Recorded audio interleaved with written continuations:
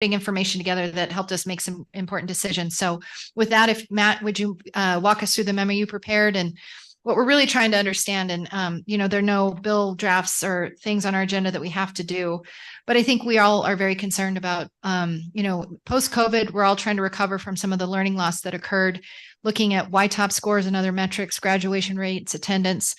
Certainly we do have some concerns and always want to find ways to support our local school districts, to support our students and their families. So with that, Matt, please walk us through your memo. I thought it was really, really interesting and has really important information. Great. Thank you, Madam Chairman Ellis and members of the committee. As Madam Chair Ellis indicated, my name is Matt Wilmarth, for those that I have not staffed the committee before with. I'm a LSO Senior School Finance Analyst, and in doing my research, I've only appeared before this committee once before, and that was in June of 2013. So it's good to be back before the Select Committee on Travel Relations. Today, I have prepared meeting item 13-01 in your meeting materials and online. And as Madam Chairman Ellis indicated, this has some historical information on a variety of data points that I have utilized Department of Education data to provide to the committee and summarize for informational purposes. So with that, Madam Chair, members of the committee, I'll share my screen and begin my presentation.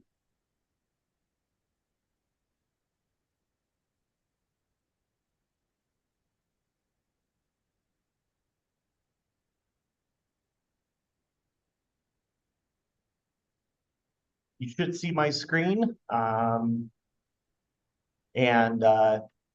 For just a little bit of an outline, I will go through some school demographics of the three school districts on the Wind River Indian Reservation. I will review the Wyoming School Foundation program funding for those school districts, and then compare the K-12 revenue for the school districts and also the Fremont County School Districts and Wyoming, and then finalize the presentation with some information on how the allocations from the block grant funding model are allocated amongst the school districts. So just to give a little bit of a snapshot from last school year, for the three school districts, Fremont 14, which is located in Ethity, there were 572 students enrolled across the three schools, and they hired 165.6 personnel across all funding categories and provided a 3.5 student to FTE ratio. And Fremont 21, 371 students were enrolled across its three schools, and they hired 144.1 full-time equivalent personnel for a 2.6 student teacher or student FTE ratio. And then finally in Fremont 38, located in Arapahoe, it enrolled 408 students across its two schools. And then I believe you discussed a charter school in that district, as it's a elementary school district as opposed to a unified school district. And it had 112.1 personnel for a 3.6 FTE ratio. I provided some historical enrollment for each of the school districts, and for each of the bars you see, you'll notice a percent, and that percent above each of the bars is its percent of at-risk students enrolled in the district. And under the Education Resource Block Grant model, an at-risk student is defined as the unduplicated count of a student that is English language learner, eligible for the federal free and reduced lunch program, or is mobile in grades 6 through 12, meaning they enroll after the October 1st snapshot and then are still enrolled in the district as of the spring snapshot. And that's only for grades 6 through 12. You'll also notice in this slide, each of the school districts have a significant proportion of their students that are deemed at risk. And that's important in that the funding model allocates resources based upon the number of at-risk students within the school district. You'll notice in some instances that the percent is greater than 100%, and that is because the mobile students are accounted for after October 1st, in which the ELL and free and reduced lunch students are captured. And so if that occurs, that means they've had more students enrolled after October 1st in their school district in the spring snapshot than what was taken in the fall. In comparison of the Wyoming average, it ranged the past 2 years between 32 and 37%. And so you can see it's about triple in these 3 school districts as opposed to the statewide average.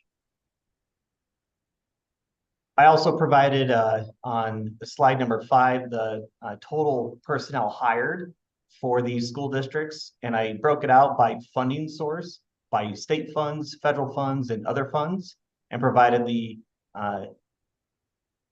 pupil to FTE ratio for each of those years in the time series.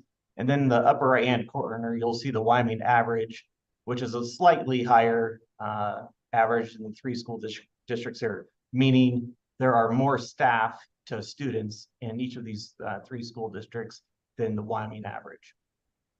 And it's approximately about two students or two FTE difference.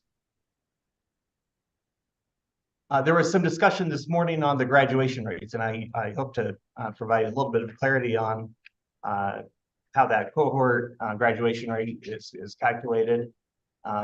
In the upper line, you'll see the Wyoming graduation rate since 2011-12 to 2021, and then each of the Fremont County School Districts graduation rates. And I think Co-Chairman Oakley had some questions on how that cohort is calculated. And based on information from the Department of Education's website, the graduation cohort for each school district, it provides the first time 9th graders adjusted over time in that school district, and it adds students that transfer in to the school district, and it subtracts students that transfer out of the school district. And those students that are removed can be removed for 3 reasons. The student is transferring to a regular diploma high school outside of the school district. They've moved out of the country, or in the unfortunate case, the student has died. And the districts are required to document that information and report that within the federal guidelines that the Department of Education is required to report under. I've also included the average daily attendance rates. You can see the school year 2021 and 2022 took a significant dip as a result of the COVID-19 pandemic.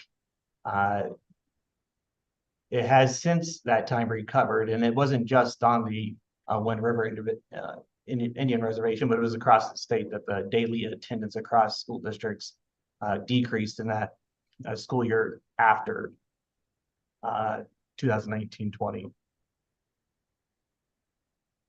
To provide some context before the next couple slides, I wanted to walk through a little bit of the Wyoming School Foundation program funding, or as in most cases, it's the referred to as the K-12 funding model or education resource block grant model. It allocates resources to school districts under a formula that is contemplated by the legislature and what we call recalibrated at least once every 5 years. We allocate resources at both a school level and a district level, and that becomes a base resource amount and is subject to regional cost adjustments and external cost adjustment, which accounts for inflationary purposes. And then we reimburse school districts amounts for transportation, isolation and maintenance, and special tuition and teacher extra pay. And that is aggregated to an amount as what we refer to as the Foundation Program Guarantee. There are other funding items that are outside of this Foundation Program Guarantee, which includes special education and a few other grants for cooperative service agreements, National Board Certified Teacher Program, retirement amounts that are outside of the block grant model, and a few other grant programs across the state. That foundation program guarantee is reduced by a school district's local revenues, primarily property taxes under the countywide levy for 6 mills and the school district levy of 25 mills and a few other local revenues. But the primary revenue source for school districts are those local 31 mill levies. If that amount from the local revenues is less than the foundation program guarantee, the state makes up that difference in an entitlement payment. And if it's if their local revenues are greater than the foundation program guarantee, then the state recaptures that difference and the districts rebate that amount to the state, and it's redistributed to school districts across the state. All three of these school districts on Fremont County, or in Fremont County that we're discussing today, are what we call entitlement districts. So since 2011-12 to school year 2022-23, millions of dollars have been allocated through the K-12 funding formula to these school districts. In total, the school districts make up less than 1% of the total funding that is allocated across the state. But I wanted to illustrate how much in total funding was going to these three school districts, but also the percent of funding in total that we allocate across the state. In terms on a per pupil amount, Fremont 14, Fremont 21, and Fremont 38 receive a significant amount more than school districts other than them in Fremont County. So including Fremont number 1, 2, 6, 24, and 25, and the rest of Wyoming school districts. And the reason for this is primarily the number of at-risk students that are identified. Was there a question? Yep, Matt, if I could just make you pause for 1 second to answer a question. Does that per pupil amount include federal funds per student? Madam Chairman, Ellis, no, and I'll get into that. I do have a slide later on this, but these are just the state allocated amounts through the school foundation program. And they range from about, in Fremont 14 last year, about $6,800 more than the statewide average, about 10,000 more in Fremont 21, and about 10,000 more in Fremont 38. And then Matt, maybe a good follow-up is on the highest end, I know depending on the rural nature of a student, on the high end, it's like around 35,000 for some of our really remote students. I just want to give the range of, I think in Laramie County where it's closer to like 11,000 a student. Yeah, Madam Chairman Ellis, you're right. So in a more rural school district, Sheridan 3, that's in Arvada, Claremont, it's approximately $36,000 per student. And Cheyenne and Laramie County School District number 1, it's closer to about $16,000 per student. I think the lowest is in Sheridan number 2, which is around $15,000 per student. Thank you. Please continue. Great.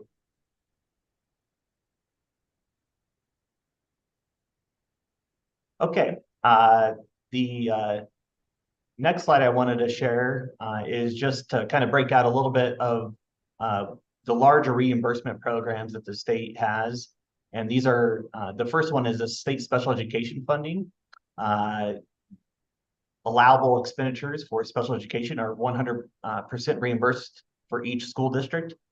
This does not include the federal IDEA funding. This is the state portion of special education funding. And in addition to the amounts above the bars are each of the school districts' special education identification rates. And in terms of the Wyoming statewide average, it's ranged between 13.9% to 14.8%. In some years, these school districts have exceeded the statewide average. In some, it's about the statewide average. So it has fluctuated, and certainly some students that are high cost can certainly increase a district's reimbursement amount or the expenditures related to special education.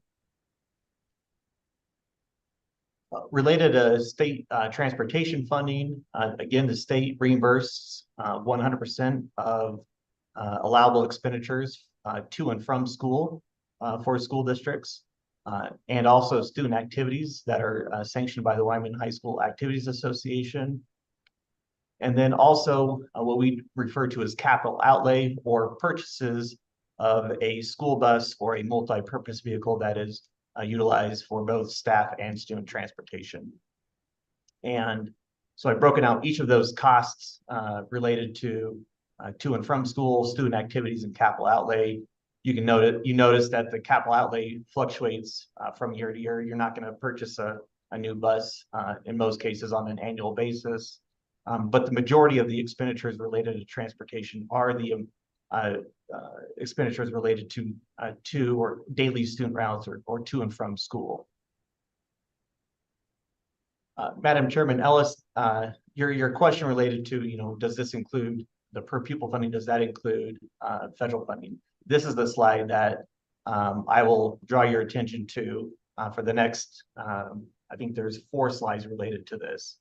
So I've broken out each of the 3 school districts, and then Fremont County and Wyoming, in a manner that identifies the local and county revenue, state revenue, and then federal revenue. And I provided a per pupil amount on the left-hand side. And then on the right-hand side, you'll see a chart that distributes the percentage of those revenues across each of the districts for the state.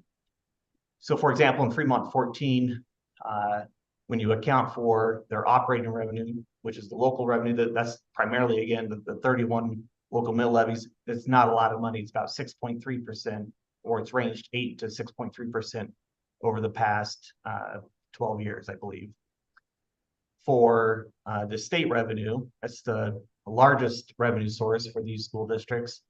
It's ranged from 56.6% to 56.9%, or about $22,000, and then per pupil. And then the final piece of this funding is the federal piece.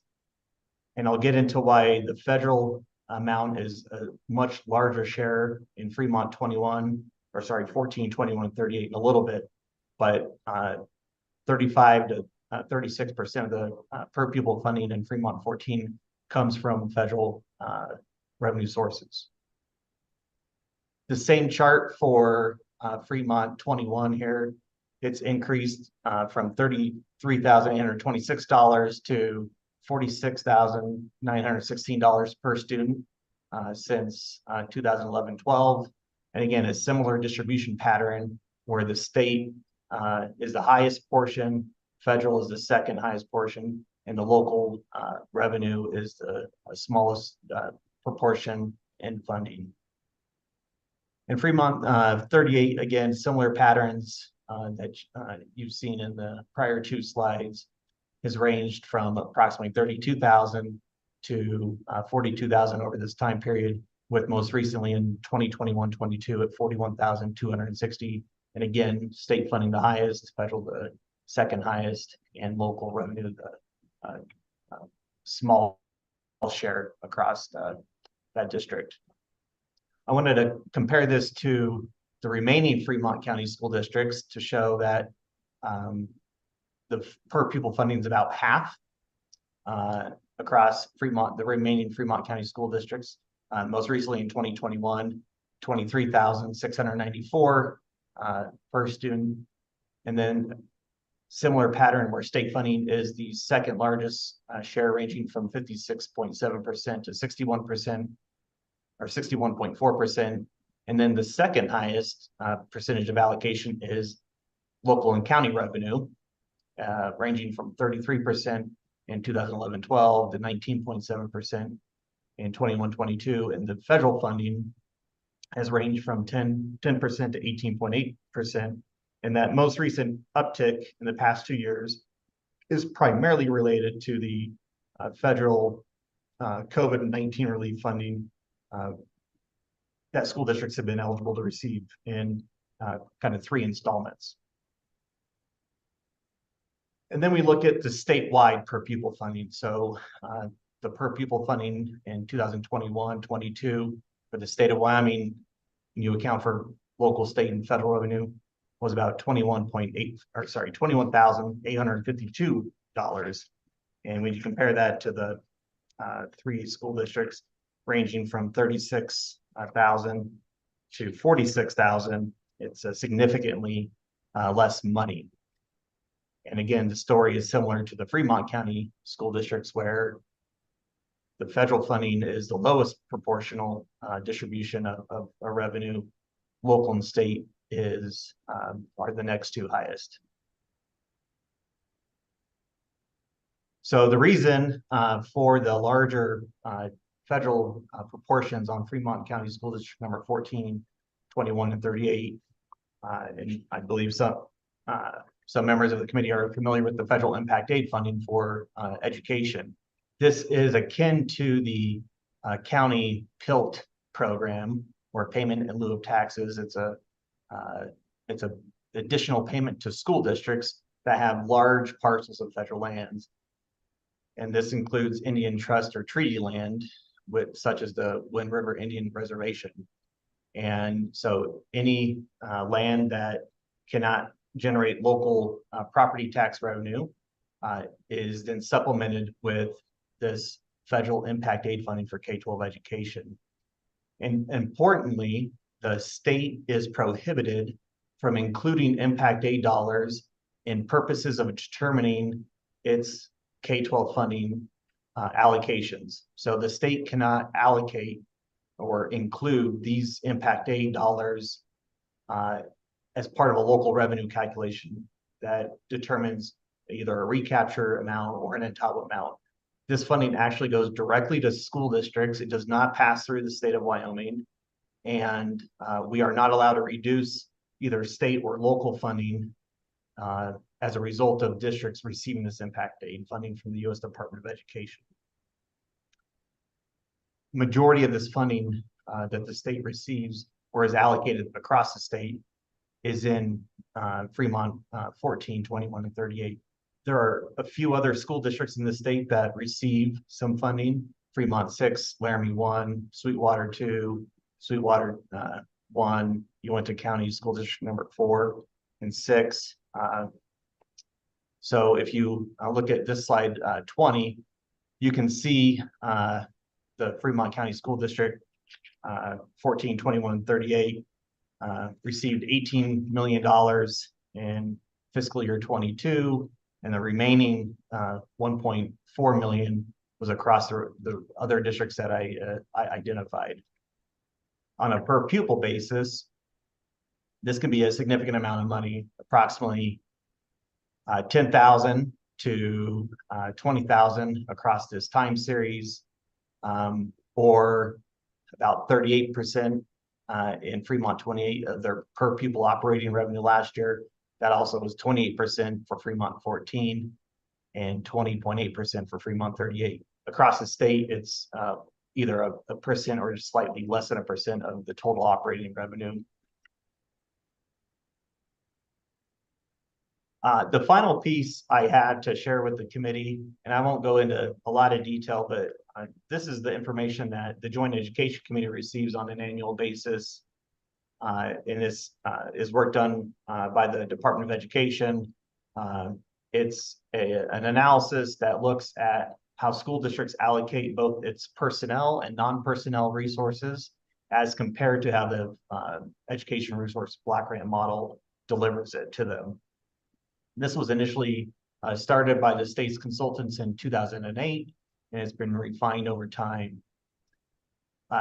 Importantly, since 2011-12, school districts have been required to report their personnel by funding source, whether or not that staff member is paid by state funds, which would be either the local property taxes or state entitlement payments. We would consider those state funds or funds from the school foundation program. federal funding or other funding. And that allows for a comparison of personnel that are allocated by the K-12 funding model on a apples to apples basis. There is some limitation to this comparison in that we're not comparing the total compensation allocated to school districts and what they expend on compensation. It's just a strict staff count. So I would caveat that. Regarding the non-personnel expenditures, a school district may expend funds under these categories from other funds, such as federal impact aid, which we can't discern through the analysis, or private funding, federal funding. We just don't know in some instances if those expenditures are mixed.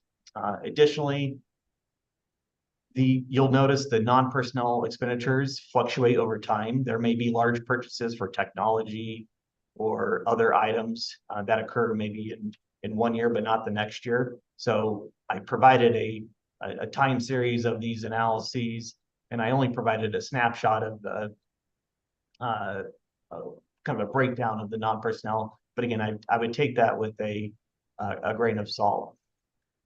The final bullet I have on this presentation, Madam Chairman, is our consultants have not only just looked at how districts have allocated resources, but they've looked at how they implemented additional educational strategies in 3 separate studies. And the first one was done in 2008, 2009, and then finally in 2020. So, seeing how districts allocate their resources is just one of the methodologies that has been utilized to determine what districts are doing and what impacts do they have on schools. These educational strategy studies are a very personnel intense study where they actually visit school districts, understand the educational strategies that are being implemented across those schools. And really they're looking at schools that have gained achievement, have had large achievement gains over time. And those results are identified in those reports and the strategies that districts utilize to improve those student outcomes. So Madam Chairman, members of the committee, this next slide, 23, identifies the total model allocations for personnel in the dark blue, and then the actual state funded positions that have been reported to the Department of Education. And in most cases, Fremont 14, 21, and 38 hire more staff than what the model allocates. And I suspect this is part of the caveats I gave earlier, where some of this funding, I presume Fremont 14, 21, and 38 are utilizing federal impact aid dollars to hire additional staff than what the model allocates. I don't know that for a fact. They may be coding those impact aid dollars as state dollars in the reporting, but that's my assumption. And then for each of these model categories, I broke out the district level positions on slide 24, and then the slides following will be school level positions. And so the first line illustrates the position that the model allocates, and then what the districts actually hired. So the first set of rows under Fremont 14, their central office administration. That top row represents what the model allocates, and then this second row is what the district actually hired. So we look at school year 2022-23, the model allocated 3.2 positions. The district actually hired 6.1. And so that analysis is repeated for Fremont 21 and Fremont 38 in the next 3 sections for the central office administration, secretary and clerical staff, and operations and maintenance staff. I won't go into a lot of details on each of these slides, but I just wanted to explain how this is laid out so you can review it in more depth later. These next slides on slide 25. Matt, can I make you pause for 1 second? You bet. So looking at, for example, Fremont 14, the model provides for 3.2 FTE, but they've hired 6. Can you give us a little bit just of a salary guidance on, because the model allocates a certain amount depending on where you are. So I'm just trying to get, just to give the committee some information about, what the annual salary is for some of these. And I understand like looking at operations and maintenance, that's always a difficult one because a lot of those services can be contracted out. But for some of the central office admin, just so we have that info. Yeah, you bet, Madam Chairman. So for the school districts who see central office administration, they would be funded 3 separate positions, and those would be a superintendent position, a assistant superintendent position, and a business manager position. And each of those have their own salary associated with them. And in Fremont 14, the superintendent position is allocated just for the salary, $104,000. In Fremont 21, that's $95,000. And in Fremont 24, approximately $96,000. The assistant superintendent positions are about 80% of that amount. And then the business manager positions are 67,600 in Fremont 14, 59,200 in Fremont 21, and $60,600 in Fremont 24. Does that help kind of clarify some of the allocations on those Yes, salaries? thank you. You bet. I'm trying to let you talk so we can get through your presentation and let people ask questions, but I just wanted to pause on that one. Thanks, Matt. Yeah, and Madam Chairman, just each position that I have identified in this has its own salary and compensation level. And we can certainly get into those as needed. And I would note under the operations and maintenance, there are 3 separate positions under there. There's a custodian position, a maintenance worker position, and a groundskeeper position. So under the school level sections, the next couple slides have school level positions, the largest of which are the teacher positions. Similar to the district level, I've laid out each of the positions. In most cases, in Fremont 24, they have hired more teachers than what have been called for under the funding models allocations. But under tutors, you'll notice they don't hire any tutors as of 2022-23. Perhaps they're utilizing those additional teachers as tutors and they're just not coding them. I don't know all the details. That's where some of those on-site questions help clarify some of those details. But for example, instruction facilitators, you can see that Fremont 14 is hired 7 of those as opposed to the 0.9 FTE that have been allocated. So they've taken as a district a position that, hey, they're going to hire more instructional facilitators than what the model calls for. And again, this is a block grant. Those decisions and priorities can be prioritized by each of their school boards. The state does not control how they allocate those dollars. The next slide has pupil support, librarian, and supervisory aides. Pupil support is a category that includes several different types of positions that can consist of counselors, nurses, social workers, or whatever the schools and districts deem is necessary to meet the needs of their community. And there isn't necessarily a pupil support position reported to the Department of Education, but it's made up of several non-special education types of positions. The librarian is pretty self-explanatory. And then supervisory aides, you'll notice that there are several more supervisory aides hired than what is allocated. And this is not unique to the school districts here. This is across the state. The envisioned supervisory aid under the funding model are classroom or not really classroom, but they're,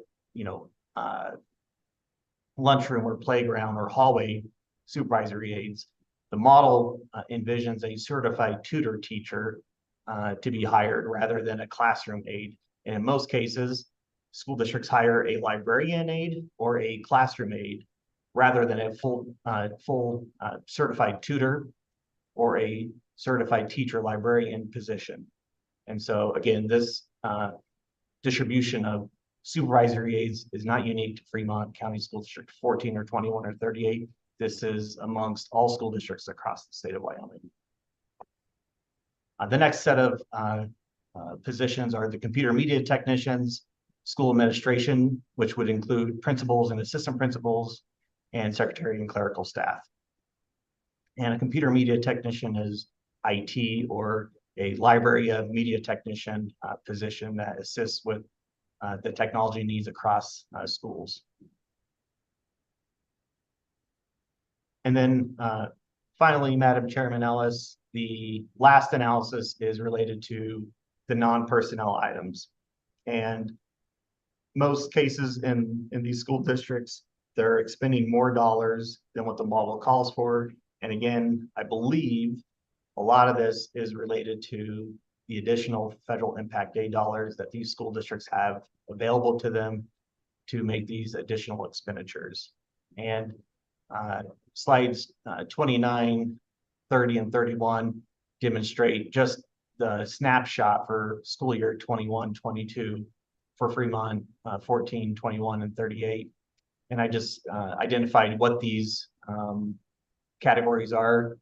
Operations and maintenance, the Department of Education has included an analysis of both personnel and non-personnel. We've identified across many years that some school districts contract for these services. So they may contract for plow drivers to clear snow across parking lots and sidewalks rather than hire their own groundskeepers. Maybe more cost efficient to hire a plumber and an electrician than hire one full-time. Utilities is included in this analysis. Central office miscellaneous costs, these include a variety of central office expenditures that are related to non-personnel items. Technology and supplies, this is computers, software, applications. CTE, equipment and supplies, that's career and technical education supplies. That's additional technology and equipment and supplies for just career technical education. Student activities, this is the non-transportation piece related to student activities. This is the debate and speech and student athletics costs. Teacher professional development programs, and then assessment is included in this analysis, but the funding model in the 2017 and 2018 sessions was modified to exclude this and remove this funding in the 2018 budget session, but school districts still have some related expenditures to assessments. So this is Fremont 14's analysis, and it's a very similar pattern across Fremont 21 and 38. And with that, Madam Chairman, I am happy to take any questions from the committee. Thank you, Mr. Wilmarth. Questions from the committee, Representative Chestik. Thank you, Madam Chairman. Mr. Wilmarth, a lot of data here that is way beyond my comprehension. Going to take some study, but there's one small thing that I'm just curious about. It's an anomaly that maybe, I think you tried to explain it and I didn't get it. And that deals with graduation rates on page 6. So we had principal of the Arapahoe Charter School here, and we actually toured the building yesterday, and they said that they have around 15 students per class, so 15 seniors. And then last year, a graduating class of 13, which looks like a graduation rate around 80% or so, if my math is correct. And you show a graduation rate of about 18%. So can you explain? I think you tried to explain that, but I didn't get it. So can you explain why the graduation rate appears so low when we heard other testimony earlier? Mr. Wilmarth. Madam Chairman and Representative Chestik, I'll do my best. And I know folks from the Department of Education are also on the Zoom, and they may be able to bail me out if I screw it up too much. But the graduation data that is reported in this chart are what we refer to as on-time graduates. And so these are ninth graders at their first time graduation cohort. And it presumes that that student graduates in 4 years. And it accounts for students that leave the district and they're removed from that cohort, or it accounts for students that come from a Wyoming public high school that is still aligned with that cohort. My assumption under this analysis is that majority of these students in the Fremont County School Districts are not on-time graduates. They may have a 5th year graduate or a 6th year graduate, but that's not what the federal guidelines call for as reported data. It is only the 4-year on-time graduate. I hope that helps. Thank you. Thank you, Mr. Wilmarth. Additional questions from the committee? Mr. Wilmarth, you said that we can't require or include any federal money and consider that when we're building our funding model, which makes sense. But I'm wondering on the back end, I mean, is it appropriate for us to ask the districts, or is there something that prevents us of just kind of getting a better sense of how the impact aid dollars are spent? I'm wondering if they're just used to pad other areas of spending, or if they're used to deploy like really specific strategies in certain areas. But I am wondering if that's something that we can even ask formally. Yeah, Madam Chairman, I think it is. They report their balance of that amount to the Department of Education annually, and it's excluded from the general fund carryover. So I know that amount is significant across those 3 school districts. I don't know what the amount was for last fiscal year, but I certainly think it's in your purview to ask how those dollars are benefiting the students across those districts and how those are being allocated. While the state can't include it within its allocation methodology, it does exclude it from its cash reserves analysis. So the districts do have an idea of how much they have still retained and what those priorities on how they expend those dollars. I'm certain they have priorities on how they want to utilize those. And I'm sure they're willing to share that information.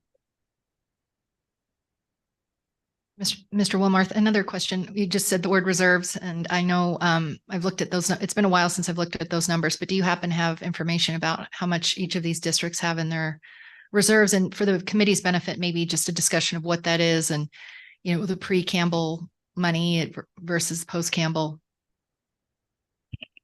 Yeah, Madam Chairman, members of the committee, school districts for a short time period now, I believe it's through school year maybe 2025, fiscal year 2025, are allowed to retain up to 30% of their prior year foundation program amount in their cash reserves. Anything over that amount is counted as a local revenue. That was modified in the, I believe, 2021 session to increase the threshold from 15% to 30% to allow districts to account for this large influx of federal COVID-19 relief funding. As of fiscal year 22, I don't have fiscal year 23 yet because that just ended. Fremont school districts 14, 21, and 24 really only retained their impact aid funding. So Fremont 14 had approximately $46.8 million in their federal impact aid money remaining. None of their reserves they considered as state dollars or state general fund dollars or state funding from their foundation program. Fremont 21 did not have their audit complete. And then Fremont 38 had approximately $23.4 million of federal impact aid. And it, similar to Fremont 14, did not have any remaining balance of state funds. They presumed all of it was expended. Thank you, Mr. Wilmarth. Any other questions for Matt before we let him off the hot seat? Thank you, Matt, for preparing this information. And I would just offer to my colleagues, if you like looking at his report, you would love being on the education committee. You could spend days looking at this information, which some of us have. The next item on our agenda, we're lucky to have the Department of Education Superintendent Degenfelder on the Zoom. So Superintendent, welcome, and we look forward to hearing your remarks. Well, good afternoon. Thank you, Madam Chairman. In speaking to the district representatives ahead of time, if it's permissible to you, was curious if they might be able to present first, and then I'd be happy to conclude with remarks from the department. We find that might be a bit more beneficial to the committee. That sounds great, Madam Superintendent. I was trying to work around you, so however you'd like to handle it is fine for me. So the next item is Department of Education, if you want to take the seat or come present. Department of Ed. I think we have Department of Ed on here, or sorry, I might be misunderstanding. Sorry, The local districts, come on up. Madam Chairman. Yes, Superintendent.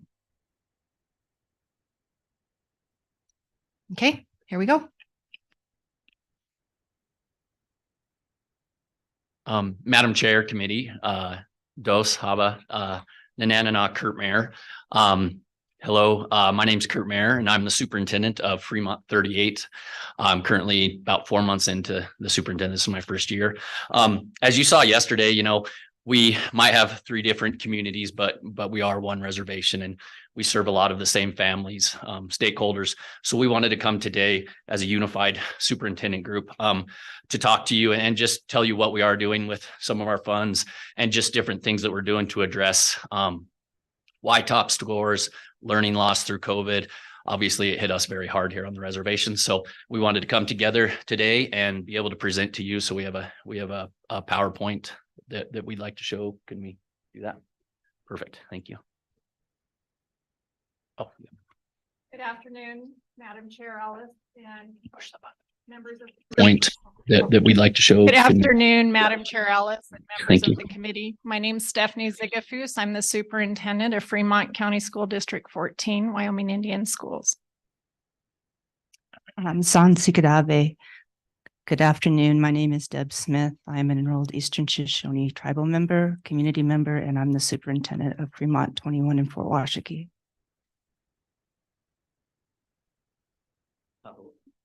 Thank you. We can go to the next slide and Superintendent Smith will begin. So this is just a little demographics about our reservation. We're so thrilled, Madam Chair and committee members, that you were able to take a reservation tour yesterday to tour our buildings. Our Wind River Indian Reservation is one of the largest reservations in the United States. We have some beautiful country here. We have some beautiful people, and we have beautiful and smart children. Our Northern Arapaho tribal members are a little over 9,000. Our Eastern Shoshone tribal members are about half of that. All schools represent a majority of tribal members in Fort Washakie area. The majority of our students are enrolled, are Eastern Shoshone members. We have some Northern Arapaho, and the 3rd largest tribe represented in our district is Turtle Mountain Chippewa. Ethity of Fremont 14 is predominantly a Northern Arapaho. They do have Eastern Shoshone students within their schools. And then Arapaho school district and community area is predominantly Northern Arapaho. I'll give you a little background. I grew up on and off the reservation. I attended local schools in Lander. At the time, Fort Washakie did not have a high school. I went to college as a first-generation college student and came back to serve my tribal community. I worked in early childhood and worked my way up, and now am the superintendent at Fremont 21. When I grew up, I always wanted to attend Fort Washakie schools because that's where our family is from. But unfortunately, we moved to Lander. And that was a good experience, except there were a lot of very few Indian students there. Nowadays, you see more Native students in the communities surrounding the reservation. So I'm grateful that I was able to go off to school and come back home to serve our tribal communities.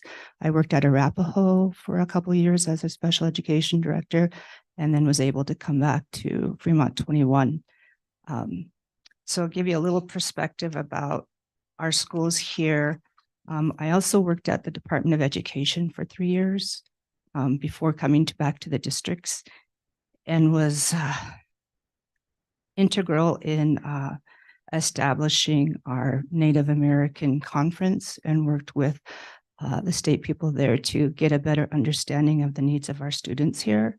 I still find that lacking. So I'm hoping that conversations today can generate more of a focus on the needs that our districts could utilize. One being, most importantly, is an education office within the Department of Education that could support our schools on the reservation, and can support our classroom teachers and our language speakers and our superintendents here on getting the focus of professional development, curriculum and materials that are culturally relevant, assessment data that is also culturally relevant, and just help us to do the jobs that we do day in and day out. We are making gains, but unfortunately, the high stakes testing is one snapshot in time. And unfortunately, our kids have not tested well. Is that disappointing? Yes, it is. We are working with a lot of different, I don't want to say programs, but consultants and school improvement partners. All of our districts have been identified for numerous years as targeted school improvement schools or comprehensive support schools. And we have reached out to the Department of Ed. We have good communication with some of those individuals in the Title I area and through school improvement. And we are doing things that they recommend all schools under school improvement do. It just takes time. And so we do utilize the resources that we get for professional development, for trainings for our staff, for looking at different curriculum and material resources for professional learning communities and things like that to help our staff become better instructors, better teachers, but also we want to recognize that our students' needs are unique in integrating our culture into some of the ways that instruction is given and also assessed. I have to keep going. Okay. I'll just keep talking. Yeah. Want me to go Yeah, ahead? I'll let someone else talk. No, we're good. Go ahead. Madam Chair, members of the committee, again, I'm Stephanie Zigafus, Superintendent of Fremont 14. And on this slide, it is a presentation of our district strategic plan. And I wanted to show this to you, and I believe we all have our strategic plans attached at some level. There are links to this slideshow. I won't go through all the details there, but I hope you do take some time to look at the additional information that we've provided here for you today. In visiting with the LSO and some of the areas that you wanted us as superintendents to address for you, I hope that we do that here today. And if we don't, please let us know and we'll definitely follow up. I did want to highlight our strategic plan and our mission statement, that it is definitely the mission that everyone continually learns and becomes a positive contributor in society while utilizing Indigenous language and tradition. There was a lot of discussion around that. And when we say everyone, we mean everyone, not just our students. We mean our staff, our native staff, our non-native staff, everybody that comes into contact with us. I'll take a minute and focus on our goals because I think they actually do address some of the questions you have for us. And our first goal is improving student academic achievement and accountability. And although we hear that in strategic plans, that is an uphill battle for us. But it is not without focus as a district for all of us that it is one of our priorities. It is day in and day out. And I hope you saw that yesterday, that the focus is looking at academic achievement for our students. We want them ready when they walk out our doors. The second goal, I just back up a minute on goal 1. I hope you noticed the third bullet there, increasing attendance. In our district, we have mandatory, every building has an attendance team. It's one of our non-negotiables. They meet weekly or bi-weekly, and they address our attendance issues. And we'll get to some slides later in that really are stark evidence of it being a concern for us, and the ongoing efforts that we're making to improve our attendance. Because if our students aren't at school with us, they can't learn. So all the good work that we're doing, all the training, all the PD is for naught if the students aren't in front of us. The second goal is ensuring language revitalization. At Fremont 14, in the last few years, we have implemented a dual language immersion program, and you were able to see that yesterday if you attended. And that is right now our pre-K up through our 3rd grade. As you know, pre-K is not funded on the state model, and yet we have 2 teachers in our pre-K setting because we know early intervention for our students makes the difference. And so I want you to know that the evidence behind dual language immersion and learning another language has a very high effect size. And when I say effect size, it means it's a big leverage point for us in increasing that academic achievement back to our goal 1. There are some links in this presentation that will take you to a document that will show effect size. So for reference, any effect size that is a 0.4, that is equal to about a year's worth of growth. We all leverage those highest effect size areas, that those programs or those initiatives or educational opportunities that we offer. They are very thoughtful, they're evidence-based, and we do as much as we can to make as much growth for the time we have our students. The third goal is providing a safety and wellness for our students. COVID hit us hard. You saw that on our attendance data. You see it on our achievement data. Our families had a lot of trauma, a lot of grief. We are still working through that. We're still recovering. Our students need wraparound services.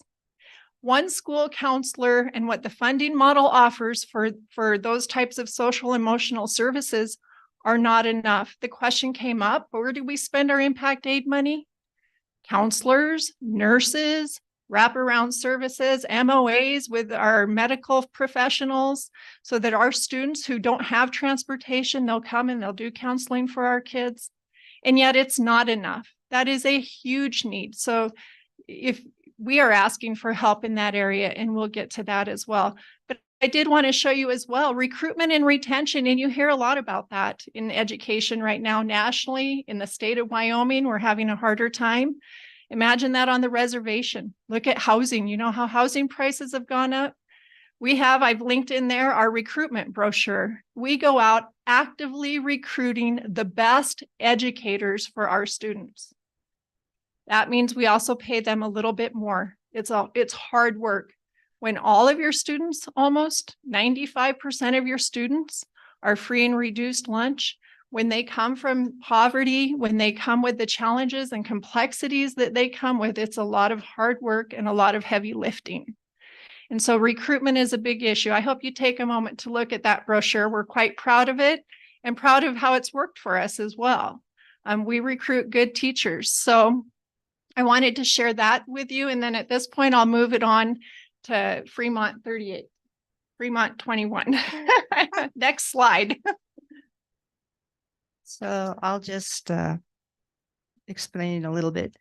Our district vision and mission are very vital. And in fact, our school board just looked at that this past October and wanted to keep it the same. We wrote, if you click on the highlighted blue area where it says our district, you'll go to our website and it has all of our other accreditation documents and everything there, more information.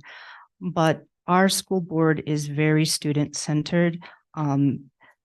They really want to provide the best education possible for our students.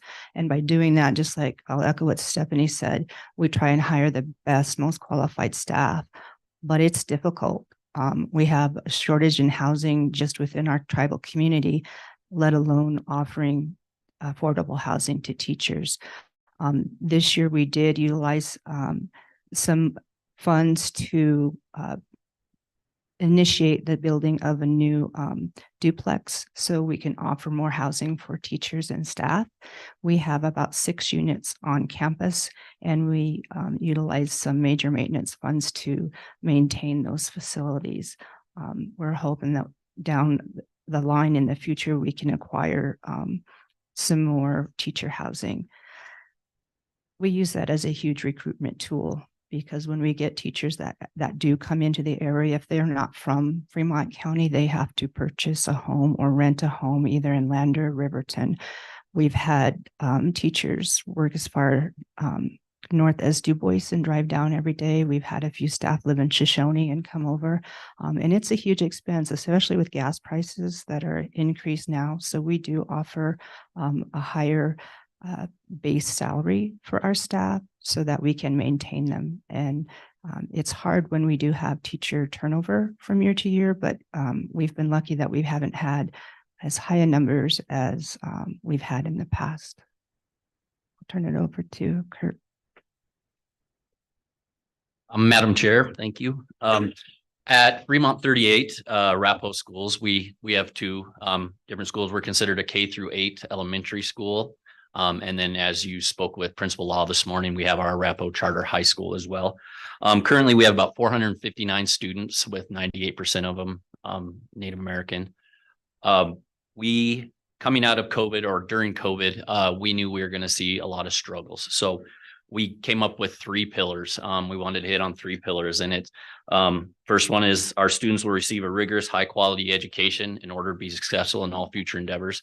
And in future slides, I'll show you kind of the different things we're doing with the consulting, and we're working with the LRCC and different things that we're doing that when it comes to the curriculum part of that side. It's pillar 2 was the Hainana-Atit. That's our Arapaho language. We wanted to make sure that all of our students were given the opportunity to become fluent in Hainana-Atit. So we made Arapaho language a core class, just like English, math, anything like that. So every one of our students at Arapaho gets Hainana-Atit on a daily basis, as well as cultural celebrations on Fridays. So we really wanted to make sure that, that we were giving them that opportunity. We've also started to do immersion classes with our pre-K, kindergarten, and first grade, and then we're starting to build that up. So that's become very, very vital to us within our language. And then the third one, as the other superintendent said, coming out of COVID and during COVID, a lot of things happened to our students and their families. So we knew we were going to have to focus on the social emotional aspect of it. We became a trauma-informed school, partnered with the National Dropout Prevention Coalition to become a trauma-informed school. And then just giving our students the resources that they needed to be able to come out of COVID. Last year was kind of our first full year. We just barely luckily last year, we weren't having to be masked up. And so last year was we were just coming out. A lot of our kids, were using those masks as kind of a protection on themselves because they had to wear them so long. So actually this year is kind of our first year that we're really out of COVID and able to do a lot of things. So at Arapahoe, that's what we really wanted to focus on, were those 3 pillars, especially 2 and 3 coming out of COVID. So that's what we're doing at Arapahoe.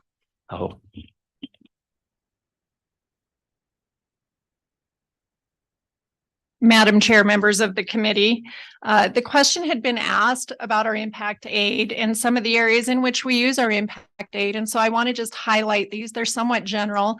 Each school district does it a little bit different regarding our FTE allotted to this, but this is a commonality amongst all 3 schools. So definitely what the state funding model provides for counselors is minimal.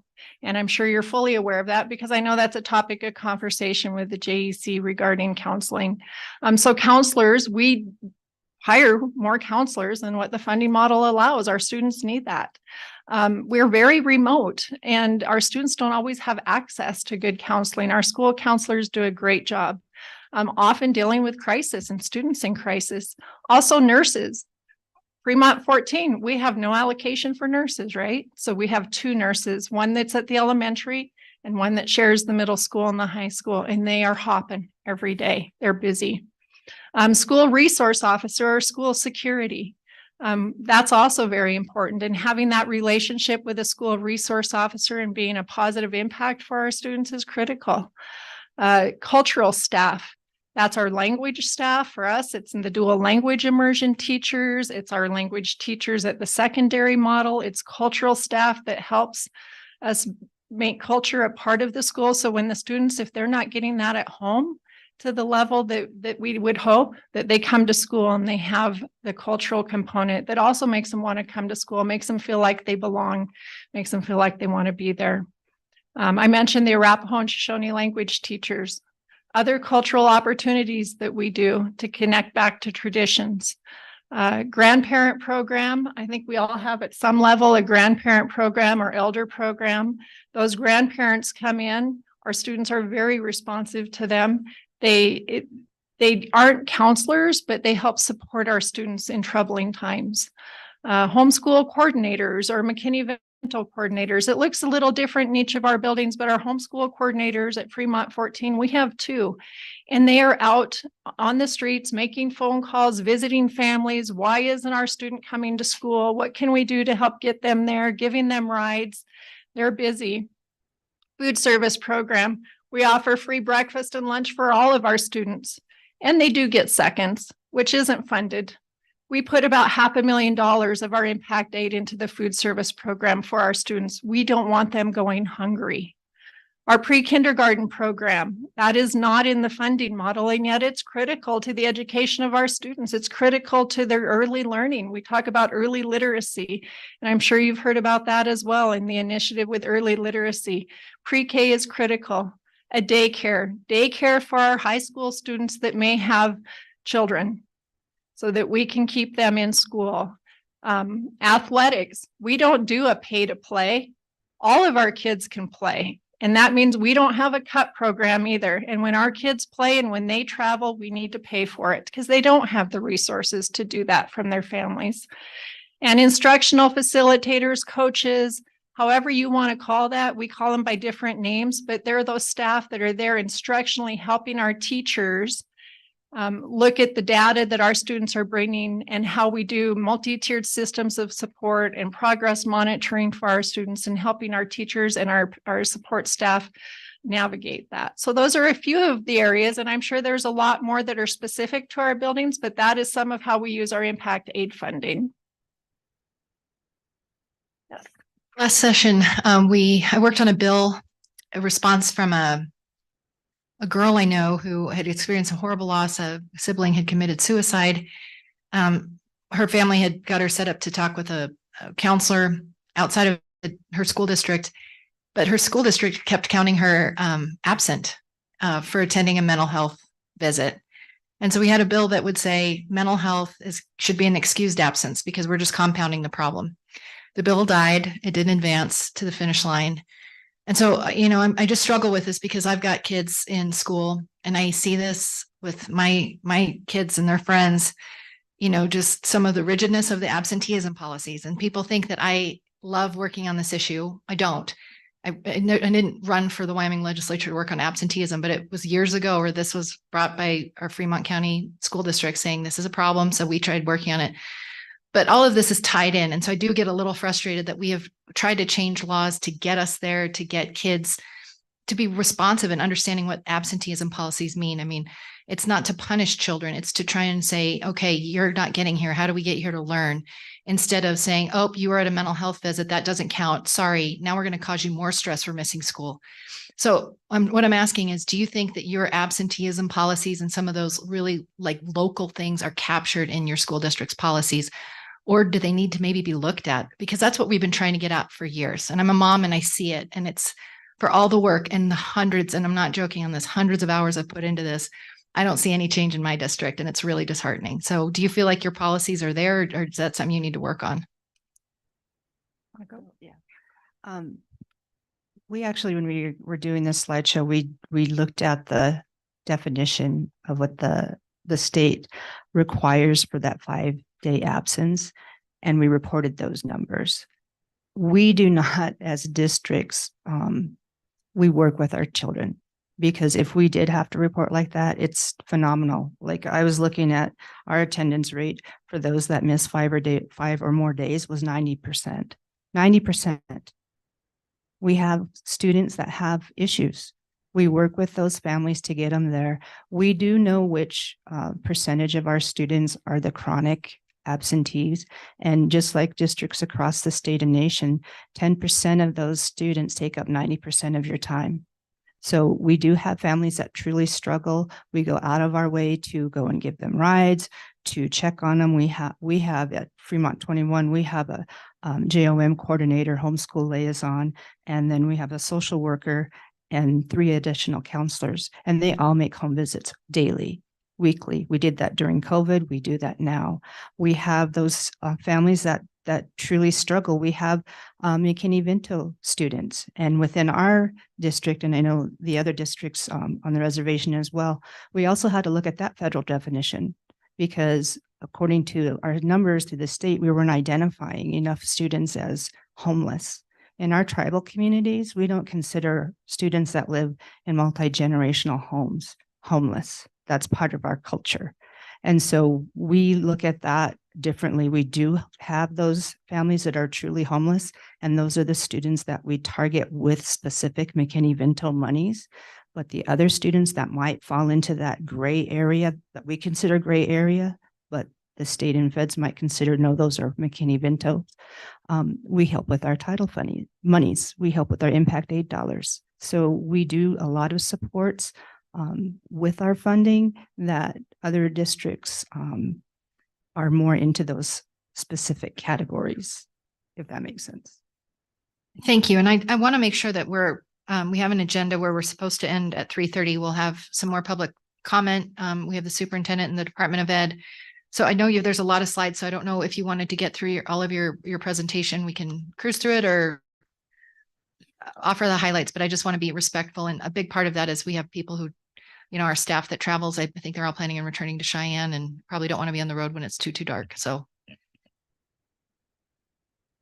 Madam Chair, members of the committee, we'll make this fairly quick. I hope you do take some time to look at these slides and look at our links.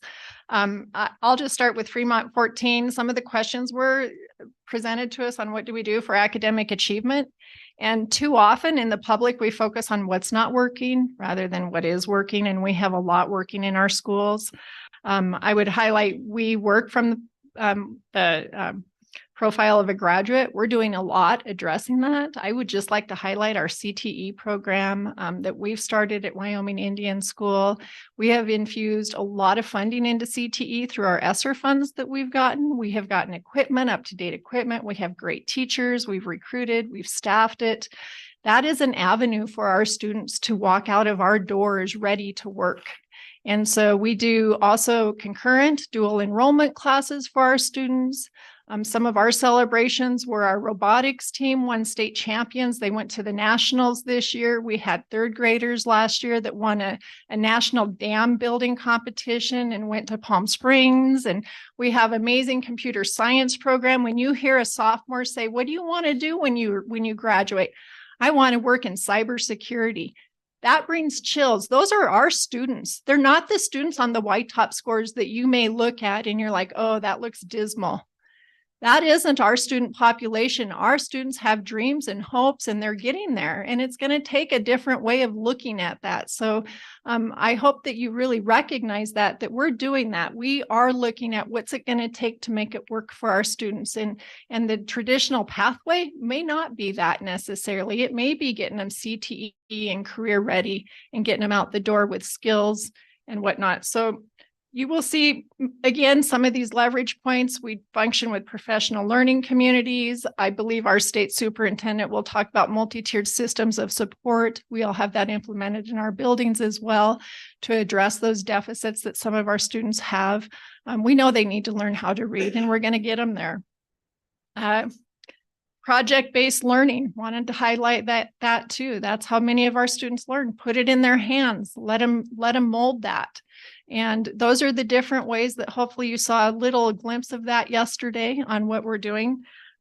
So those are some that I'd like to highlight from Fremont 14 on those next, those slides. And then I will pass it on to 21. So we do a lot of the similar things that Fremont 14 does. Some of the extensions and enrichments that I'd like to highlight on is you did ask about some of the school foundation model funds so many positions for tutors. We fund those positions, paraeducators with our impact aid dollars, and we utilize our regular teachers and our paraeducators for after school tutoring and enrichment. So when we bring a professional development opportunity into the district, all of our teaching staff, which includes our paraeducators and support staff, attend that and earn certifications towards becoming teaching reading through various avenues. We have the student council. We have a ski and snowboarding club that is funded through impact aid. And this provides opportunities for our students that would not have this opportunity otherwise to go and learn a life skill through winter activities. They have to meet eligibility criteria in order to go on these trips. But I actually was a sponsor a few years ago of it.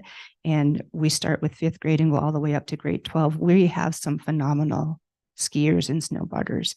And without this opportunity, they never would have been able to see their potential as doing something outside of the reservation. We celebrate cultural every month. We have a culture night activity. We have family literacy nights. We have students go to Teton Science School. We have a lot of things that we offer. This year, we just got permission to start an FFA program. So we hired an additional industrial arts teacher. So we have 2 now, so we can offer more programming for our kids at the middle school and high school. And I don't want to take up too much time. Madam Chair, committee. At Arapahoe, we are what's called a professional learning community. We've really put a lot of, and I know the other schools are, we put a lot into this. We've partnered with Solution Tree, and we've created what's called a guaranteed and viable curriculum. So there's a lot of standards out there and benchmarks and everything, and it's impossible to teach to all of them. So we do what's called a guaranteed viable curriculum, where we go and we pick our essential standards, and that's based around going to that in test of the YTOP at the end of the year. So now, as this professional learning community and working on that and creating this GVC, we're able to really look at the vertical alignment of our curriculum and make sure there's not any gaps or overlaps. And we're starting to see some great results within our testing. Our fall interim with the YTOP, we're starting to see a lot of good results. And if you really start diving into that YTOP data and things like that, you can see, basic, but and a lot of our kids are right there to start to become proficient. My 8th graders last year in ELA were only about 5% under the state average for ELA. So that was very, very good. I believe they were right at the high 20, I can't remember what it was, but very good. So we're starting to see a lot of good results, and it's based around this, really looking into what we want our students to learn and how they're supposed to learn it. So becoming that professional learning community has really been beneficial to us. We've partnered with the LRCC to really look at that K-3 literacy and how we're dealing with that. So we've been able to have them come in. I shared it with you guys as well, and set up a program for us and really For the committee, the LRCC is the Literacy Research Center and Clinic. UW. Yep. Sorry, all those acronyms and everything. No, absolutely. So that's what we're doing.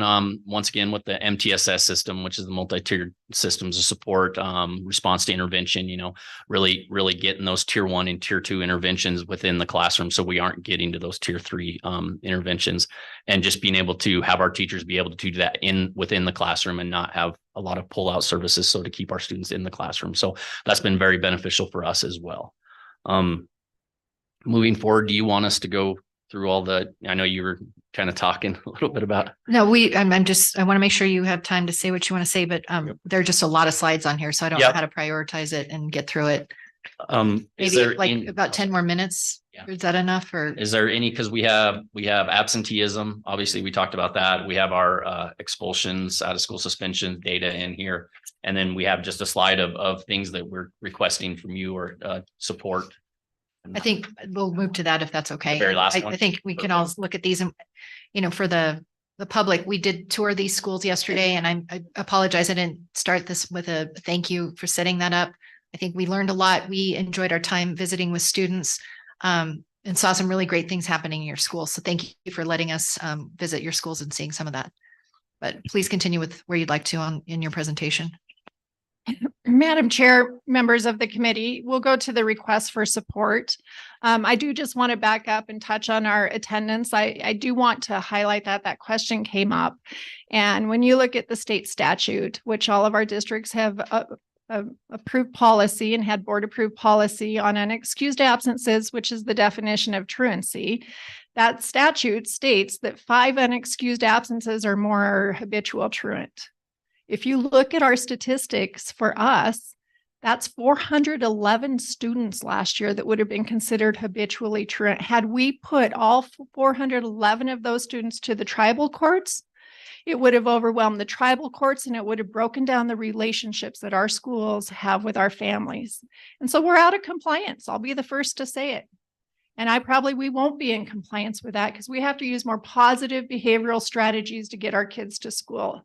What we don't need to do is break down relationships with our families. So I just want to highlight that is critical. What we're asking for isn't more compliance issues. It's allowing us to be performance schools. So some of our requests. Madam Superintendent, I got to ask, is that reflective of the new law that we just changed? Because I think, really try to address a lot of that and get away from court intervention. So I don't know that that's quite what we passed. So, Madam Chair, that is the legislative piece that was from 2021 on truancy. And then I know there's a willful absenteeism component in there too, but that is in statute, I believe, the 5 or more unexcused absences. But what is considered unexcused absences is determined maybe differently from different schools. Please continue. Thank you. So our request for support is to consider appropriations for positions critical to student achievement outside the model. We mentioned many of those, so I'll let you reference those back. For us on the reservation and our schools on the reservation would be some of the cultural and language support that our students need, our language teachers. Wraparound services to address the social, emotional, and mental health needs of our students. That I'm sure would resonate across the state of Wyoming in many different districts, but is very profound for us. And being able to have more funding for those services would help as well. Cessation programs, some of the expulsion and suspension, we were going to address that. Some of those students end up out of school suspended for substance use. But the substance use isn't a behavior. It's not malicious behavior. It's an addiction problem. And so we need to deal with the addiction problem so we have our students in schools. And so we're small enough, each of us individually, that is hard to provide all that kind of support. So it'd be great to have more of those community organizations or entities to support us in that way. Tribal court liaison for attendance and truancy, and not to slap the hand of our parents, but to support us in getting our students to school. That's what we need. We need to incentivize getting our students to school, making it feel good coming into the school, and same for our families. Counselors, we talked about that. Decreasing the number of state and legislative mandates.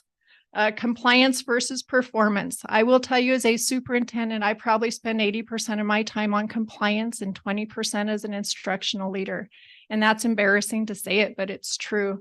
The number of state mandated reports and the information, and I know that's part of our job, but we're also trained as instructional leaders and educational leaders. Prioritizing early intervention, preschool, pre-K programs, whatever the name to that is. We have those in our schools, and we know the evidence and the research behind it is critical for student growth, especially at those early years. Job Corps graduates. It'd be great to be able to count them as graduates into our graduation.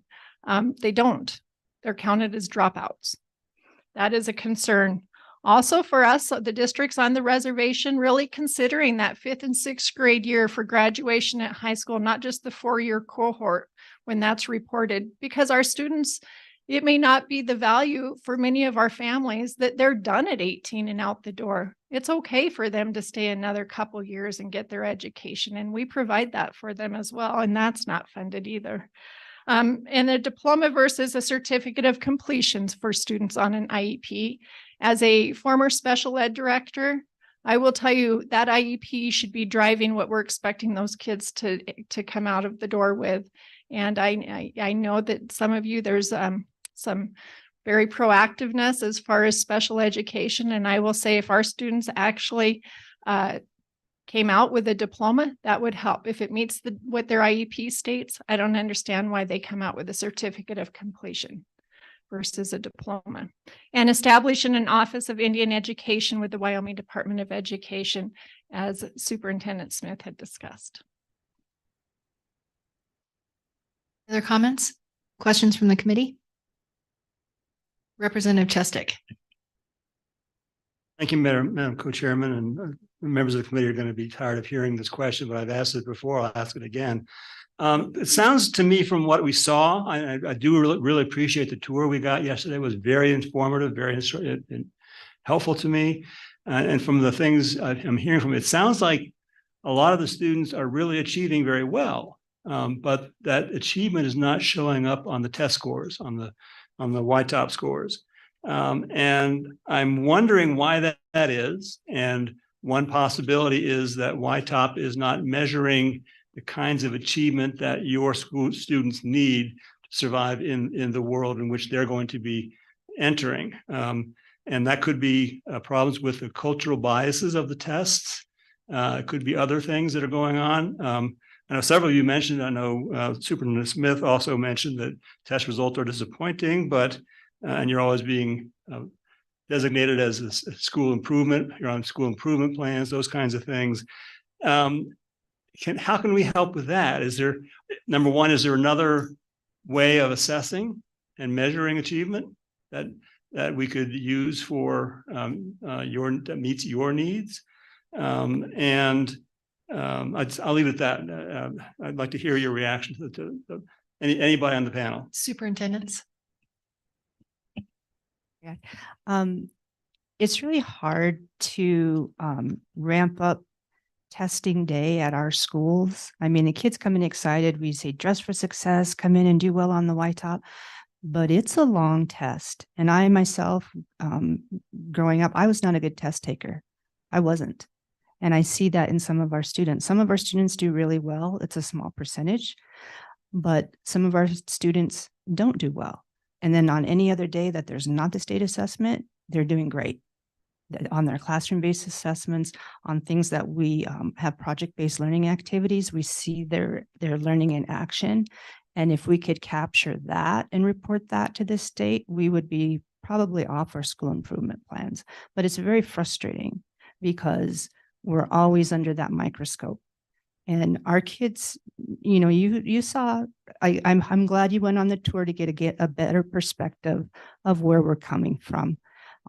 When I looked at some data that Senator, I think it was Charlie Scott, put out a memo on, and he compared third grade reading scores across the state and then fourth grade math scores.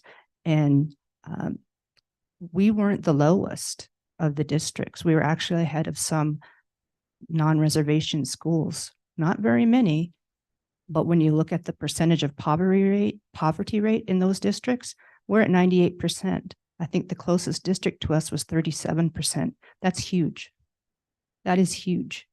We have students that live in multi-generational homes. Grandma and grandpas are raising great grandkids. Mom and dad are also in the home, maybe or maybe not. Transportation's a huge factor. We bus all of our kids. None of our kids walk to school. They ride the bus because of the ruralness. When COVID hit, it was an eye-opener across the nation about accessibility to internet. Welcome to our world. We didn't have internet out here. When COVID hit, we were lucky we got to level the playing field with that, but we still have issues because we have very remote areas on the reservation that do not have site access to a cell tower, so we can't get internet. So luckily with the ESSERS funds, I know all of our districts provided internet to families. We were able to get a special grant so we could get Starlink, the satellite dishes up for 50 of our families. That's huge. And then when all of the internet services came in, all of a sudden the bandwidth shrunk So everybody was logging on at the same time. We still had issues because we went from 0 connectivity to 110. Everybody trying to get on at the same time caused issues. So it's a darned if you do and darned if you don't situation. You know, I'm not making excuses. I'm just telling you how it is, and it's frustrating. We're doing the best that we can. We all have great families. When we come to our cultural nights, or you come to an activity at school, parents and families and grandparents and aunties and uncles are there, and they're proud. They're proud of our kids. We're proud of our kids. We hope that they test better on an exam. Yes, we hope that, but that doesn't define who our kids are. Follow up for the superintendents. Seeing none, I just want to also mention the Wyoming Indian High School made us these mugs. And we are very, very excited about these mugs. Some of us will be using these mugs every day, especially those of us that like to drink a lot of coffee. So thank you. I want to just make it clear that we appreciate this. And I know that when we see these test scores, we're concerned. And I don't think that it's the desire of anyone on this committee to point fingers or come up with solutions, but certainly opening lines of communication can help us. I think, you know, when you hear about internet connectivity, that's an issue. You've got some expertise in the legislature. People would want to jump in and figure out and help resolve, but we can't help unless we know what the needs are. So I just want to say thank you for being here. And, you know, I'm sad that this is our last meeting, because you have some things on here that I think we could tackle or could have tackled for the 2024 cycle. But as a committee, we meet twice a year generally. So we'll have a meeting and, you know, sometime in the summer, then in the fall. And so this is just a chance for us to come up with some bill drafts, bill ideas, and then talk about them at this meeting. So, you know, in the future, I just want to make that known, like, if you can make it to the 2 of our meetings, it helps us if there's specific legislative changes we could make. But certainly, you know, our goal is to support students and support student learning. And that means supporting you in the work that you do. So thank you for being here. I think Madam Co-Chair we'll hear from the superintendent, but I just wanted to thank you for being here and just really make it clear we're trying to figure out how to help, because we care about these kids too. So with that, Superintendent Degenfelder, do you want to present? Thank you. Thank you, Madam Chairman. I wish that I could be in attendance with you personally today, but appreciate the opportunity for myself and the Department of Education team to present virtually on our efforts to improve student academic achievement, absenteeism, and expulsion and suspension rates for students attending schools on the Wind River Reservation. I will begin with an overview of some of those supports, and then Chief Maloney will present on some of that absenteeism and expulsion and suspension data for you today. At a very high level, all school districts, including those on the Wind River Reservation, are included in our statewide system of support, which is a progressive system of support and intervention to assist schools per statute and the Wyoming Accountability in Education Act. The various levels of support are based on overall school performance ratings. And when we talk about school performance ratings, it's important to recognize that those are, of course, beyond just our test results. Our school performance ratings are determined based on a variety of indicators: student growth, readiness, achievement, equity, English language proficiency, graduation rates, and credits earned. And so that comprehensive support that we provide in terms of system of support includes school improvement planning. There's comprehensive school support, otherwise known as CSI, and targeted school improvement, otherwise known as TSI. We also provide on-site technical assistance, training, and data reviews. And then, as was mentioned by one of the superintendents, the multi-tiered systems of support, which include 3 different tiers of targeted support. We've also worked with our districts in the statewide system of support on professional learning communities, or PLCs, school improvement monitoring tools, and more.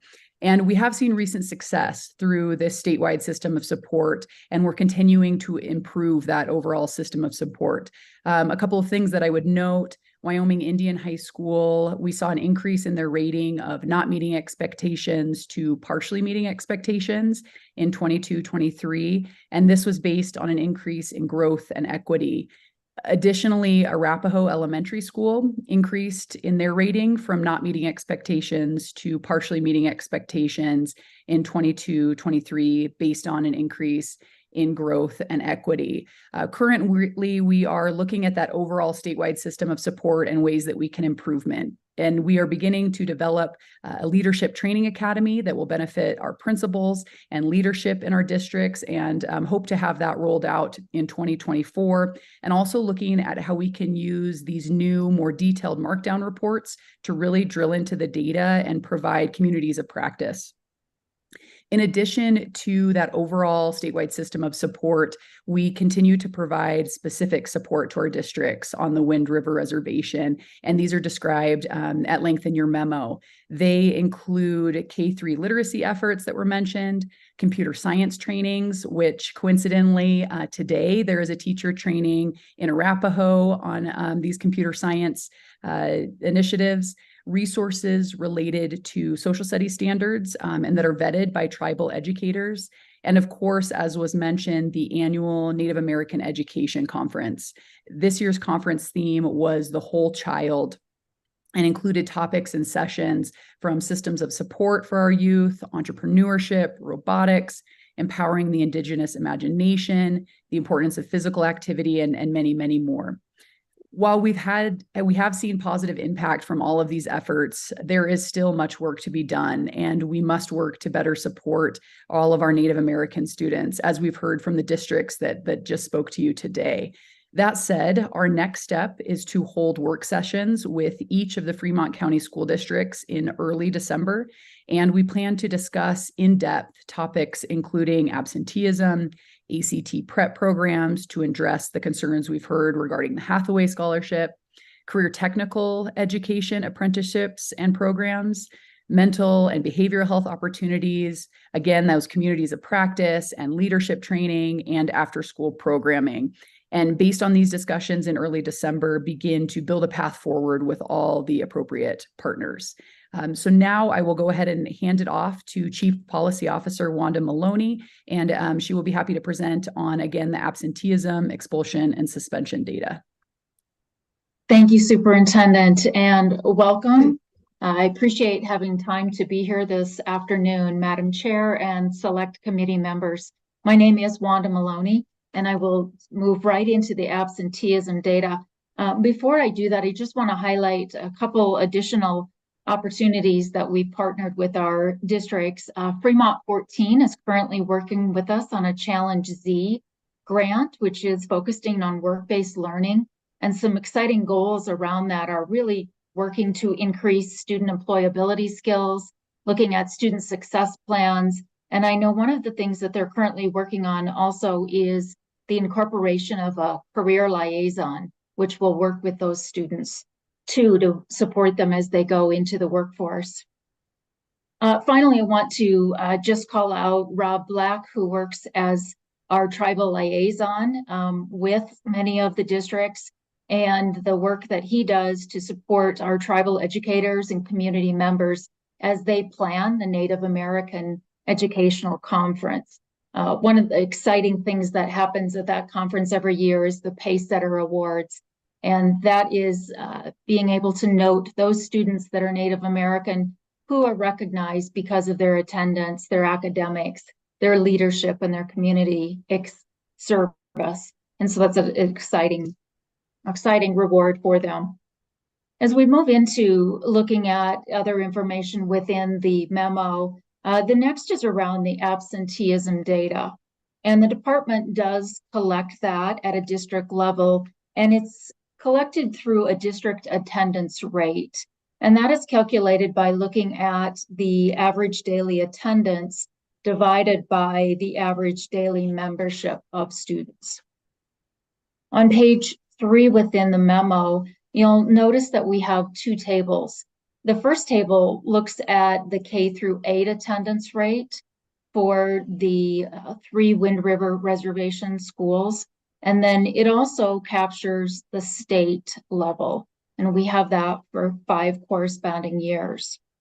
Again, as you look at table 2, you'll notice the difference then in grade 9 through 12 with the attendance rate in 5 corresponding years. And then in comparison, you can see the state level and then also surrounding Fremont districts. In many of the districts, one of the things you'll notice is that the attendance rates in our elementary are higher than our secondary attendance rate.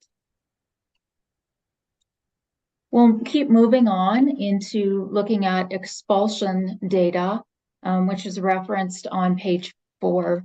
The expulsion data that we collect at the department is an aggregate district level, and it does satisfy the requirement of a federal requirement reporting. And all of this data is self-reported by districts, and there may be variance in that data that is collected just because of the district policies vary from district to district aligned to expulsion.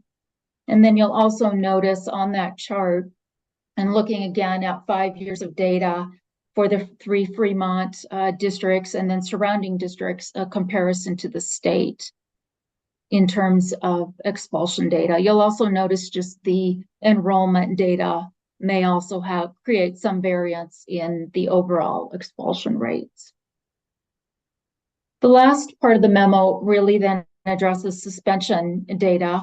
And again, this is also collected aligned to our federal authorization, but the federal authorization does provide specific definitions and reporting requirements.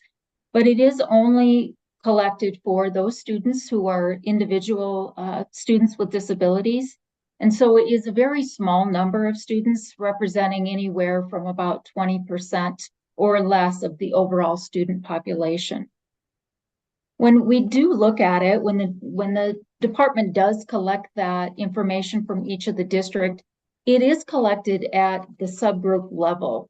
And so the department looks carefully for any type of significant disproportionality. And how we do that is we look at the subgroup and we compare it to the state level. So if the state level does, if one of those school districts does flag higher than 5% greater than the state average, the department does meet with that district and they look closer at the policies they have in place. They look at any information they have around specific student IEPs, any discipline documentation, and they do provide technical assistance to support those districts. In addition to looking at the data and monitoring that on an annual basis, the department does provide ongoing training for districts around what would an appropriate disciplinary practice be. So when they're considering suspension and expulsion, they do have access to training on a timely basis. And lastly, I would say about the suspension counts, they are reflected again in the terms of counts. So for example, you could have a student that could have multiple suspensions. So this could represent one student in multiple incidences. So it doesn't necessarily reflect. And then again, that last chart is looking at a state level, not broken down necessarily by the district, just because of the low number of students that would then be reported in terms of suspension data. With that, I would stand for any questions that you would have. Thank you, Wanda. Any questions from committee members? Seeing none, Mr. Black, did you want to offer some remarks? Madam Chairman, first, it's always an honor and a pleasure to be here on our ancestral lands of our tribal hosts and friends and to be before you today. So I just want to thank you for the opportunity. I am Rob Black, State Department of Education, Native American Liaison. I don't have anything to add to what Superintendent Degenfelder or Chief Maloney mentioned, but I stand for questions. Questions for Mr. Black? I think Representative Chestic had a question about attending the conference. Were you able to make it this year? Yes, I did attend the first day. I wasn't able to make it the second day because I had other obligations, but I did attend the first day and attended some great sessions there. I was very impressed. I was amazed at how many people were there. It's a very large conference. And it was very informative, and I appreciate the invitation and was glad to be able to attend. Thank you, Mr. Black. Madam Chairman, I do appreciate Representative Chesik's remarks. I do have a few numbers I could give since the topic came up. That'd be helpful. Thank you. We had 492 attendees, 102 speakers. We had 59 different sessions, 2 keynotes, 3 films. We had a couple of receptions. We even had exercise breaks and Indian hand games. And just a couple stats, 85.8% rated the conference either excellent or very good. So we were pretty happy with those numbers. So just wanted to share those with the committee. Thank you, Mr. Black. Alrighty, committee, it is 3:16. We are on our agenda, have 3:30 as our adjournment time. So I want to make sure I give time or just get a sense of how many people in the room want to testify, and then we'll adjust speaking time based on that number. Is there anyone in the room that would like to testify? Can I see a show of hands? Okay, seeing none. Public comment is closed. Committee, happy to have some discussion on all the information we just received. As I mentioned, we don't have a bill draft that will be moving forward for the session, but we did receive a list of ideas to consider. Our session starts mid-February, so any legislator can bring individual bills. But if anyone wanted to make any remarks at this time before we head out, I think that might be appropriate. Everyone looks to be okay. Okay, well, that concludes our work for this year. I think going forward, we'll have the 2024 interim topic discussion. I think the conversation that we've been having about education is an important one and one we'll need to continue. So the process goes, we'll go through the session and then we approach Management Council with a list of priorities. And certainly I'll visit with my co-chair, but I do think this education piece is a critical one. On the absenteeism, I think our goal was always to fix some statutes that were really convoluted and weren't working together. I think we made some strides in that, but the goal was always to find some true incentives that are support. So it's been a few years since we've had that, and I appreciate that being flagged as a priority for us going forward. So with not, does LSO have anything else they would like to add? Oh, and Senator Barlow had, I think, a comment. Oh, we have a video. I almost forgot. We're not done yet. We skipped over this on the agenda, but Representative Hageman now serves on the Native American and Insular Affairs Subcommittee in Congress. We asked their office if they wanted to provide an update. She's been working on a number of bills that I think might be of interest to people at the Wind River Reservation. So I think she provided a video. We'll watch that now before we adjourn. Thank you. Madam Chair. Oh, and Senator Barlow. Thank you, Madam Chairman. So I want to express my thanks to all the educators and students that took time out of their day yesterday and then were here today as professionals for all the information you gave us. I really appreciate the request for support. So continue working on those ideas. There will be opportunities, I think, for several of these, whether it's through the Department of Education and rules review or et cetera, or through the legislature within potentially, I don't know what all the education bills are coming, but there may be some opportunities to actually have some of these conversations in this upcoming session, or like I said, through the executive branch, through the Department of Education. So please, just because we're not taking any of these up issues doesn't mean that some of them actually may not rise to the top in this next upcoming legislative session. But certainly, as you see priorities that don't get addressed, bring them forth as suggestions for the next interim for this committee. And as good chairman said, that's what we're here to try to assist with, is how we can work together to make it better for your students and our children. So thank you. We're ready for the video. That's what we're here to try to assist with, is how we can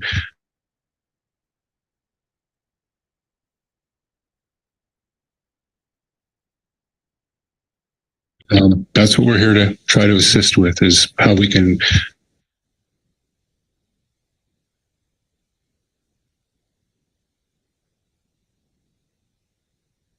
that's what we're here to try to assist with, is how we can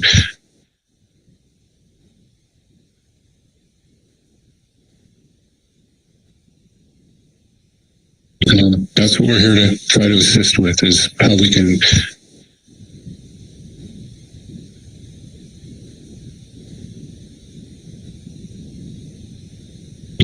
that's what we're here to try to assist with, is how we can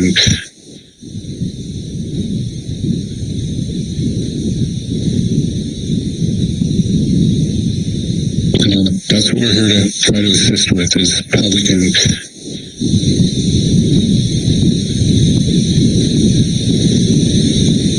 Thank you for that's what we're here to try to assist with, is how we can